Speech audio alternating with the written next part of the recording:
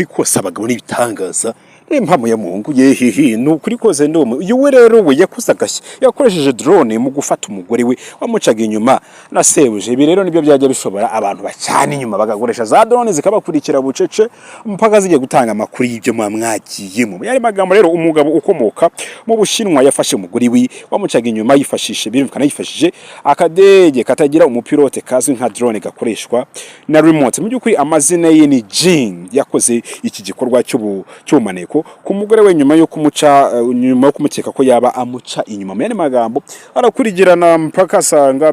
byabuhanye inkoyo mu yandi magambo rero uyu mugabo yatangaye cyase yatangiye gukeka ko umugore yaba amuca inyuma bitewe nuko yagendaga amuburira cyase amuburira umwanya mu yandi magambo agenda abura umwanya akibaza impamvu rero mu byukuri kubera imico itari myiza uyu mugore yari yadukanye byatumye iyo bita ngo ni Jing agura drone kugira ngo amenye neza niba umugore we